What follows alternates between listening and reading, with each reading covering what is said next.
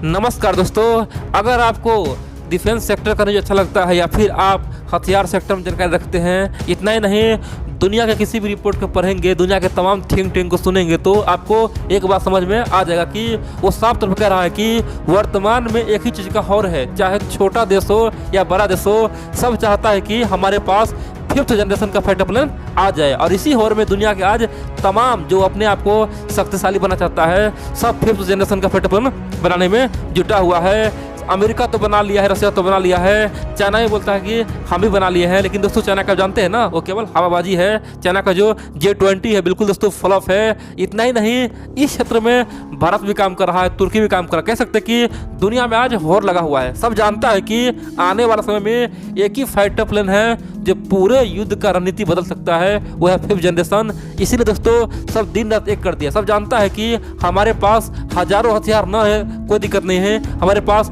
500 missile न रहे कोई दिक्कत नहीं, लेकिन कम से कम हमारे पास 100 से अधिक 5th जनरेशन का फाइटर प्लेन होना ही चाहिए। दोस्तों ये सबका सोच है कि कम से कम 5th जनरेशन का फाइटर प्लेन 100 से अधिक होना चाहिए, ताकि आने वाले समय में युद्ध का माहौल बदला जा सके। और इसीलिए दुनिया के तमाम बड़े बड़े जो देश है दिन रात एक करके उस पर काम कर रहा है। कोई देश खरीद रहा है तो कोई देश किसी से डील कर रहा है, तो कोई देश अभी उस पर काम शुरू कर दिया है। लेकिन यहाँ पे दोस्तों भारत के लिए एक बहुत बड़ा चैलेंज था। आप जानते हैं DRDO ने ओपनली कहा है कि आने वाले समय में हम एमका प्रोग्राम बना रहे हैं, यानी कि एमका पे काम कर रहे हैं। एमका भारत का पहला 5th जनरेशन का फाइटर प्लेन होगा और 4-5 साल के भीतर में हम उसे बनाएंगे और पूरे दुनिया को चौंकाएंगे। इतना ही नहीं, एमका अपने आप में सबसे बेहतरीन फाइटर प्लेन होगा। 5th जनरेशन में भी सबसे बेहतरीन, उसमें 6th जनरेशन का रेडार लगा होगा। कह सकते कि परिंदा ही पर नहीं मार सकता है, मिसाइल तो छोड़ो, परिंदा भी आएगा ना, उसके बारे में एमका जानकारी लेके उसे आसमान में मार देगा दोस्तों, हवा में ही मार देगा, कहानी खत्म कर देगा।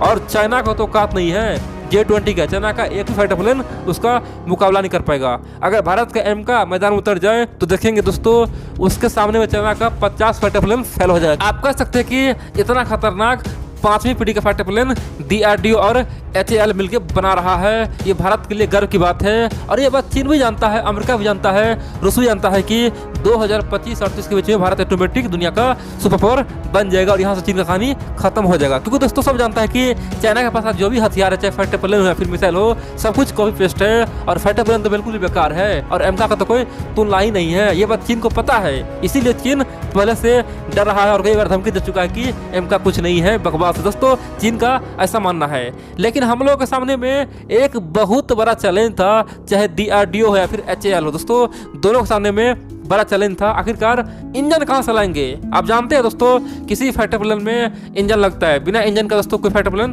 बन नहीं सकता है। इंजन का दोस्तों बहुत ही महत्व होता है। सिंपल सी बात है, आप देख लीजिए कोई बाइक चलाइए, बाइक में भी दोस्तों मेनली इंजन होता है। चाहे आप कोई कार चलाए, कार में भी मेनली इंजन होता है। यानी कि इंजन कितना मजबूत है, इंजन पे ही सब कुछ डिपेंड करता है कि कितना इसका स्पीड होगा। सेम टू सेम दोस्तों फाइटर प्लेन में भी है, खासतौर पे 5th जनरेशन का फाइटर प्लेन में मेनली इंजन होता है। कम से कम उसका थ्रस्ट 110 किलोमीटर से अधिक होना ही चाहिए दोस्तों, ऐसा डिमांड है खासतौर पे 5th जनरेशन के फाइटर प्लेन में। और बड़ी बात तो एक भारत के लिए समस्या है। आप पूछेंगे भारत के पास कोई इंजन नहीं है। जी हाँ दोस्तों, फाइटर प्लेन के मामले में भारत आज तक कोई इंजन नहीं बना पाया है। ये भारत का दुर्भाग्य कह सकते हैं कि आज आज़ादी का 70 साल से अधिक हो गया है, लेकिन आज तक हम लोग इंजन नहीं बना पाए हैं। यहाँ पे छोटा मोटा देश बना चुका है, कह सकते हैं कि फ्रांस बना चुका है दोस्तों, ब्रिटेन बना चुका है, इजराइल भी बना रहा है, लेकिन कह सकते हैं कि भारत के पास वो इंजन नहीं है।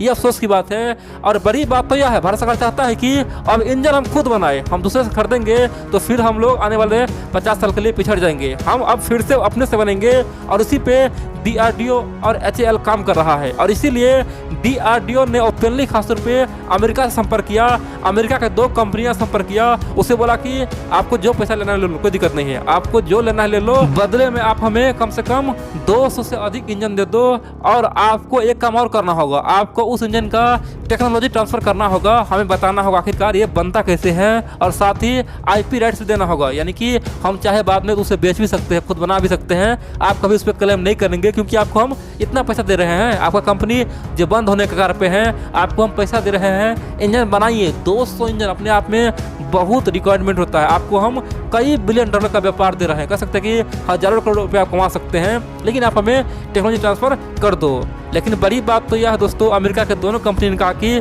देखो भाई, आपको जो लेना ले लो, आपको 200 के आपको हज़ारों लेना है, 1000 इंजन हम देंगे, लेकिन आपको हम टेक्नोलॉजी ट्रांसफ़र नहीं करेंगे क्योंकि ये हमारे लिए आत्मघाती होगा। इतना ही नहीं, आपको हम IP राइट्स नहीं देंगे, आपको केवल इंजन ही देंगे, आपको मंजूर है तो लीजिए, नहीं तो हम और कुछ नहीं कर सकते हैं। दोस्तों, अमेरिका कंपनी हाथ खड़ा करके ये साबित कर दिया कि अमेरिका की एक ही नीति है, केवल हथियार बेचना, किसी को कुछ सिखाना नहीं। और अमेरिका भी सेम टू सेम रूस के रास्ते चल रहा है। रूस भी भारत को हमेशा यही बोलता था, हथियार ले लो लेकिन टेक्नोलॉजी ट्रांसफ़र मत करो, क्या करो करके। दोस्तों, रूस का ये प्लान था। अब भारत के पास 2 ऑप्शन था। एक तो फ्रांस, दोस्तों भारत का मित्र है, फ्रांस तो आराम से दोस्तों टेक्नोलॉजी ट्रांसफ़र कर सकता है, कोई दिक्कत नहीं है, लेकिन बदले में हमें फ्रांस से कम 100 से अधिक राफेल खरीदना होगा। फ्रांस ने ओपनली कहा है कि हमसे 100 से अधिक राफेल खरीदिए, आपको जो ट्रांसफर लेना है ले लीजिए, जो टेक्नोलॉजी लेना है ले लीजिए, सब कुछ आपको हम दे देंगे। दोस्तों, फ्रांस ने कहा था। तो हमको 100 फाइटर प्लेन फ्रांस से बिल्कुल लेना नहीं है, इसीलिए हम लोग फ्रांस के पास जा नहीं सकते हैं, क्योंकि वो हमारा मित्र है दोस्तों, लेकिन फिर भी उसे हम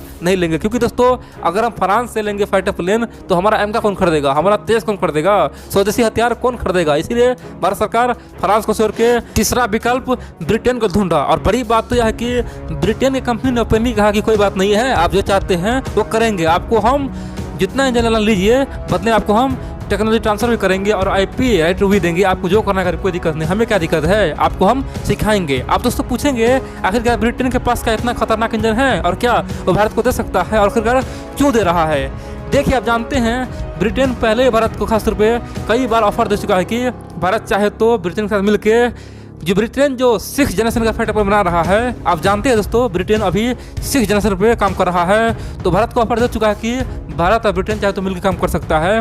लेकिन भारत ने ओपनली कहा कि हमें उसमें अभी इंटरेस्ट नहीं है, हम केवल अभी एमका को पूरा करेंगे, 5th जनरेशन पूरा करेंगे, उसके बाद ही हम 6 में पहुंचेंगे। तो सिंपल सी बात है, ब्रिटेन चाहता है कि जो जगह आज फ्रांस ले रहा है भारत के साथ, वो जगह हम भी ले। जिस प्रकार से रसिया से भारत का दिन प्रतिदिन दूरियां बढ़ रहा है, तो ब्रिटेन चाहता है कि मेरा भी कुछ हथियार बिके, और इसीलिए भारत को पूरा ऑफर दिया है। ब्रिटेन और DRDO कंपनी बीच में जो बातचीत चल रही है दोस्तों, वो अगर सक्सेसफुल रहा ना, एग्रीमेंट हो गया, तो देखेंगे आने वाले समय में भारत में ही ब्रिटेन का कंपनी दोस्तों यह इंजन बनाएंगी, और आने वाले समय में भारत उस इंजन से अपना तमाम एमका को दोस्तों एक्टिव करेगा। इतना ही नहीं, आप जानते हैं आने वाले 2030-35 तक भारत से कम हजारों इंजन चाहिए, कम से कम दोस्तों हजारों इंजन चाहिए। तो भारत कितना खरीदेगा, कह सकते हैं कि ये भारत के लिए बहुत बड़ा फायदा होगा। पूछेंगे आखिरकार इंजन बनाना इतना कठिन है क्या, भारत क्यों नहीं बना पाता है। देखिए दोस्तों, इंजन बनाने में कम से कम आपको 40 से लेकर 50 साल का एक्सपीरियंस होना चाहिए, लेकिन भारत को ऐसा एक्सपीरियंस बिल्कुल नहीं है। तो अब क्या होगा, ब्रिटेन अपना तमाम एक्सपीरियंस साझा करेगा, अपना तमाम एक्सपीरियंस भारत को देगा। इतना ही नहीं, ब्रिटेन सब कुछ बताएगा, और उसके आधार पर दोस्तों भारत एक बार जैसे सीख गया ना, तो समझिए भारत तो सबसे आगे, फिर ब्रिटेन से भी आगे निकल जाएगा। भारत का एक खासियत है, एक बार उसे केवल समझना होता है, उसके बाद तो फिर सबका बाप बन जाता है। ठीक है दोस्तों, तो आने वाले समय देखेंगे 2025 के बाद देखेंगे भारत में ही DRDO ये इंजन बनाने का प्लान कर रहा है।